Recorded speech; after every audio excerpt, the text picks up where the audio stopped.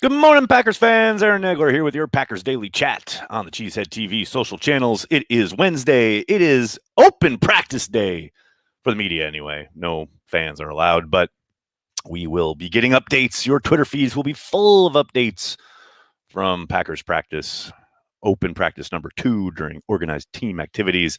And then we will hear from several people after practice. We'll hear from head coach Matt LaFleur. Lucas Patrick, I believe, is slated to speak, as is A.J. Dillon and Robert Tunyan. So looking forward to that. Hello to everybody in the comments. Good to see everybody. Hope you're all doing well. The music is a fine pick-me-up. Good. I'm glad. It always helps me get in the swing of things at the start of the morning. Big B is here. It's always a good day when Big B is here. What's up, Big B? I hope you're well, man. I hope you're doing well. Good morning, Josh Jackson. I heard all this great stuff last year, OTAs, then nothing during the season. He played 6 games, and I thought he held his own. I was kind of surprised that they brought back Kevin King because he didn't really notice that Kevin King was gone while Josh Jackson was playing. But he still suffers from a lot of the same problems that he did when he came into the league, which is never a good sign as far as grabbing guys at the top of routes, having some stiff hips. Has real trouble with quick twitch guys. And he panics at the top of when the deep ball gets thrown. He tends to grab guys, and that gets you penalties, and that'll get you on the bench, especially if you're not contributing on special teams, which he doesn't. So just hasn't come together for Josh. Now, maybe new scheme. We'll see. Maybe that turns something, light goes off, something, hopefully. I like Josh. I think he's a good kid, and I think he's got a lot of talent. He just got to put it together. Brian, thanks for the super chat. Morning, Nags. Is it sad that I'm really excited for Maurice Drayton? I think watching special teams will be much less painful this year. I don't know, man. I love Maurice's vibe. I love, what he has said publicly. But, man, how many special teams coordinators have we gone through here as Green Bay Packers fans? And, we always get hopeful that this is the year special teams gets fixed, and it's never the year special teams gets fixed. So, cautiously optimistic. Let's put it that way. Like I said, I like what he's selling there at the podium, but that doesn't mean a whole lot. Next, fire up the time machine and get us to week 1 already. I beg you. Oh, Connor, I was literally just talking about that very thing with someone right before I came live. This idea that this whole summer still stretches out before us just kind of blows my mind. Yes, I would like to. No, I don't need week 1. I just want camp to start. Like Corey always says, I want to get to pre-camp. That's that stretch right before camp starts, when everything is gold, hope springs eternal, summer is in full swing, but fall is right around the corner, and football returns to the field. Those are great days, and I'm down for that. But yeah, I feel you. It's going to be a long summer, no doubt. I'll make sure I didn't miss any other super chats. Good morning, Pogs. How you doing, man? Good to see you. What else we got here? Good morning. Do I think Rodgers will force the Packers to trade Jordan Love? I don't, but hell, anything's possible, right? I would be very, very surprised if that was a demand from Aaron Rodgers. But I can't take anything off the table at this point. I think it's pretty Gutekunst-centric. I don't think Jordan Love really enters into it, but never know. I'll tell you what, though, if they were to fully guarantee the 3 years remaining on his contract, that might signify that they're going to trade Jordan Love, trying to salvage something out of that pick. Or maybe they just keep him around as a backup. We'll see. But it is kind of funny. If you read Tom Silverstein's piece this morning at the Green Bay Press Gazette /Milwaukee Journal Sentinel /PackersNews.com, man, you can see why Russ Ball makes the big bucks. Reading that thing hurt my brain as far as the number of possible ways they could go about extending, guaranteeing, changing Aaron Rodgers' contract for better or for worse, and the cap ramifications of each change, etc. Man, and that's just scratching the surface. Russ Ball is a genius that he deals with all this. Speaking of Russ Ball, I know there was news this morning from Field Yates about Robert Tunyan's contract, and it's just really kind of interesting how voidable years have all of a sudden become all the rage in the NFL. I do wonder, how much these guys can continue to push things out We know next year is going to be a hellhole, and they're going to have to rework things yet again. But I have to believe that Russ Ball has a map, some kind of roadmap that he knows where he's going to be able to move things and not, and where the dead cap comes into play and how much he's got to kind of leverage things and where they expect to be able to sign extensions to bring current cap hits down, etc. Whether that's Devontae, Adrian Amos, what have you. I know Z really wanted an extension this offseason. It didn't happen. They restructured instead. Things like that that are going to come to a head next year. That's why they got Russ Ball, and I'm glad they do, because man, they are going in a dangerous route if you're just looking at it from the outside looking in. Michael, thank you for the super chat. Maybe we can give some athletes the option to answer questions submitted to them in writing, less stressful for some. I've been thinking about it. I hear you on that, Michael. I don't think that's the world's worst idea. I think the unions would probably push back on that as far as the writers' unions. But they're not really unions, they're organizations. But yeah, I mean, I would be totally fine with that. And I think if you were a pro athlete that did have anxiety in front of a microphone and or a podium situation, or even at your locker, I think that would be fine. I know the pushback from reporters would be, it's much better to have the personal interaction. But how personal is it if they're at a podium? You know what I mean? Or on a Zoom call? Not much. So I'm down with that. Well, that makes sense. The weapon has to up his game this year. Yes, he does. He has to up his game in camp or he'll be gone. Krista, I'm the only one in the office today, so Packers Daily it is. Well, thank you, Krista. Do your work, though. Don't let Cheesehead TV be the excuse for not getting done. Oh, my God. Nags, if I get a Cheesehead TV tattoo, can I come be live on TV with you for a session? I don't know, Daniel. That's pretty intense, man. A Cheesehead TV tattoo? Email me. We'll figure it out. That's crazy. They should trade Love. No, they should not. Trade Goody for Julio Jones. You guys are hilarious. Next, thoughts on Jordan Love during OTAs. Dude was slinging it. Jake, I don't know. I'm not there. And I know there have been reports that the ball is jumping out of his hand or what have you, but I take all of that with a grain of salt. They're working fundamentals. They're working some team stuff, and obviously he's not thrown to any of the top wide receivers. We'll see what the attendance is like today. But, man, he's playing football, which he's done all his life, and he's learning, and he's concentrating on footwork or progression reads or what have you. How he looks, quote unquote, in these OTA practices really doesn't mean much, for good or bad. I mean, I can't sit here in good conscience and say all last year, like, the kid's got to play to really understand what we've got as far as, preseason reps mean a little something. Not a lot, but a little something. OTA reps, I don't mean anything.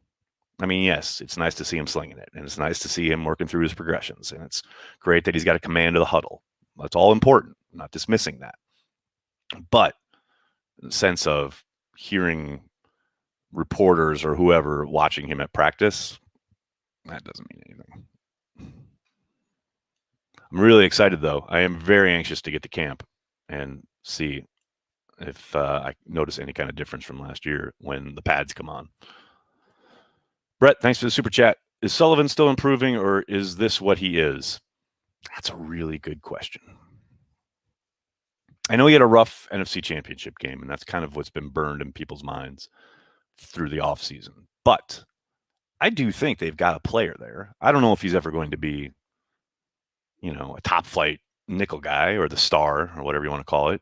I do think he's a good football player, and I think he's got maybe a little bit of untapped upside still. Yeah, I'm not ready to say he is what he is, and that's always ever going to be, because I do think he's still a very young player. But I think last year was pretty close to the ceiling. That would be my guess anyway. We'll see how again, new scheme, new coach. We'll see what happens. Madden rules, no more punting. I'm down for that. What am I most looking forward to doing when I get to Green Bay outside of attending camp? Having my mother's cooking for dinner every night. That's like not even close to my favorite thing. Like far and away better than everything else when I go to Green Bay. Other than that, seeing Corey, It was so crazy that Corey came to New York. Was it last week? Yeah, Jesus, time's flying. Corey came to New York last week for something for work for Live X, and that's the first time I've seen him in person in months. It was crazy. So it'll be nice to be in the same city with Corey for a while and hang out. Kyle, thanks for the super chat. Expectations for Kamal Martin? High, man. High expectations for Kamal Martin. I think Chris Barnes is running ahead of him so far from what we've gleaned from one OTA practice, but I do think there's a lot of upside there. And, for a rookie, he was definitely thrown into the fire. We saw a lot of physicality from the kid in camp last year. I'm excited to see if that continues as far as his ability to arrive in a bad mood and really put a wallop on ball carriers. I do think, he was swimming a little bit last year. You could see him thinking sometimes, maybe get kind of caught up in the wash, so to speak. But I think another year in the league, another kind of now that he's maybe adjusted to some of the speed of the game at this level. Obviously, the injury early on in the year probably set him back a little bit. So you add all that up, and hopefully he hits the ground running healthy. And I do think, yeah, he can be not a star in the league. I'm not sitting here telling you that, but I do think he can be a pretty solid player. And, hell, at this point, after all we've been through at the inside backer spot, I'll take a solid player, especially the guy who was taken late in the draft. I'm getting a Yosh tattoo. All right. I like it. I like where you're at. Josh, thanks for the super chat. Why did Slaton drop to the 5th round? I've heard nothing but hype around him. He's a 2-down guy. I mean, more often than not, you're not going to invest a premium pick on a guy who's not going to be on the field on 3rd down. And there's other things. I mean, he's not the cleanest as far as technique goes, and just because you're big doesn't mean you can play, etc. But yeah, mostly it's because if you're going to be using a day 1 or 2 pick, you want a guy hopefully that's going to play all 3 downs, and that just isn't going to be Slaton's bag. He is definitely an early down player. And that's not a knock on him. That's just who he is what he's built for. And hopefully that helps the Packers get into some 3rd and longs, by stuffing the run game, clogging things up in the middle, freeing stuff up for Kenny and Gary and the Smiths, etc. But yeah, it's perceived value a lot of the time, especially positionally. I hope the kid hits, and I hope he's half as good as he looks, because man, he looks great.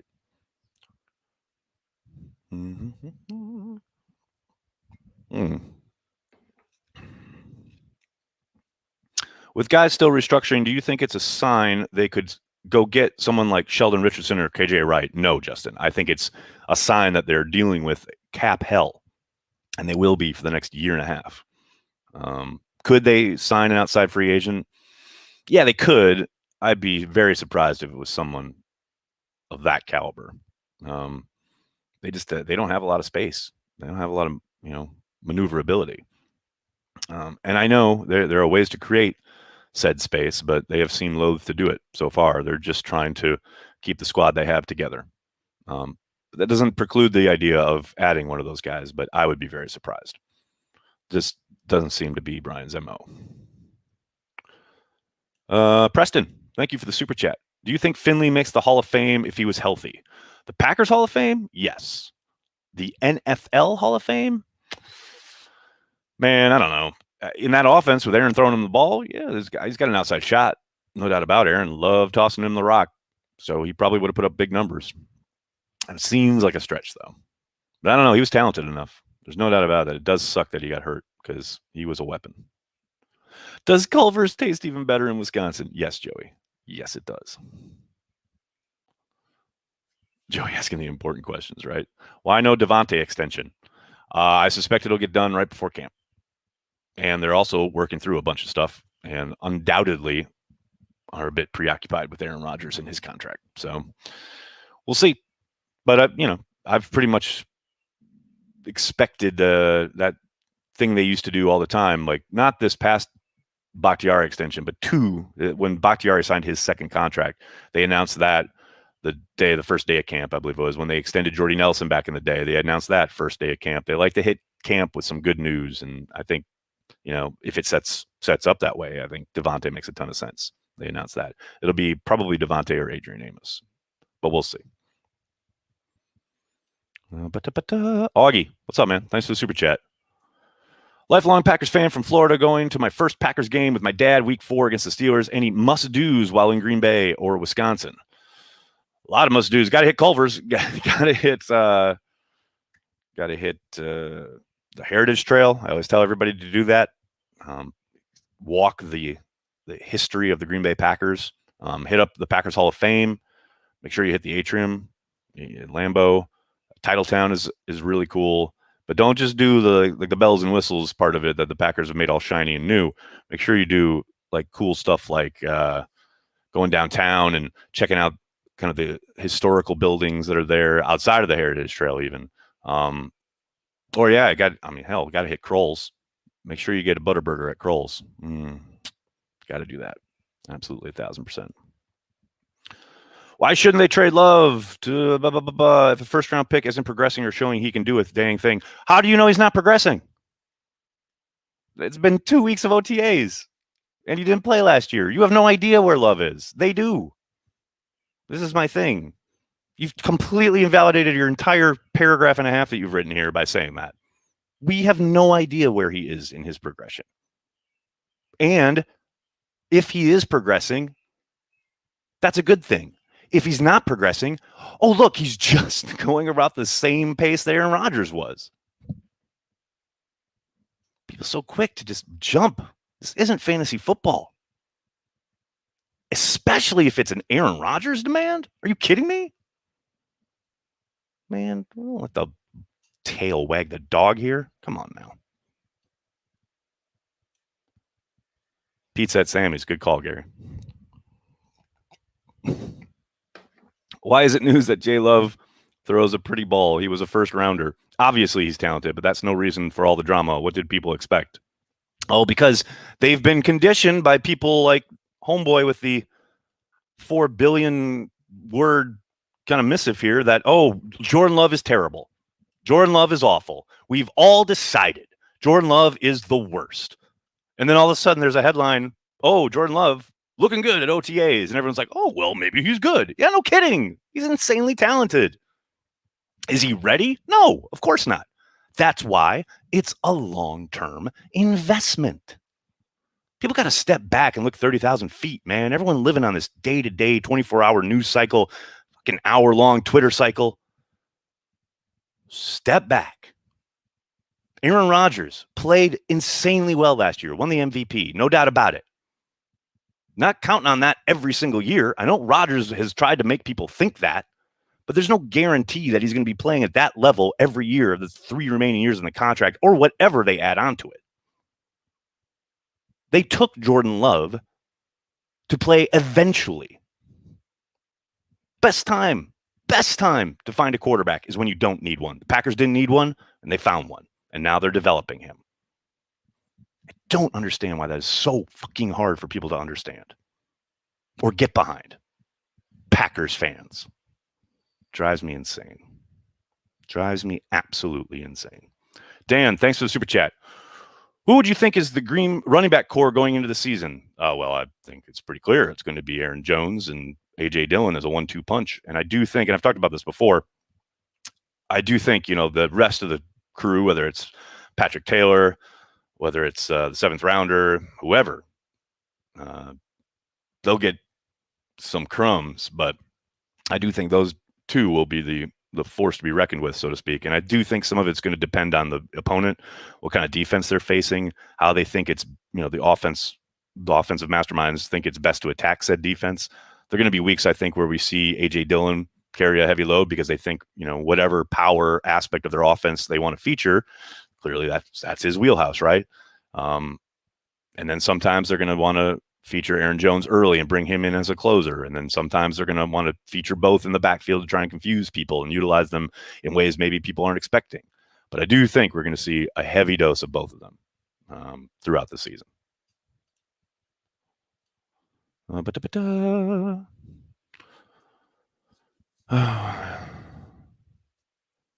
me see. Best time to look for a job is when you have one. Best time to look for a QB is when you have one. Correct. Amari Rodgers out of the backfield would be a good time. Brandy, you ain't lying, and I do think we'll see some of that. no doubt about it.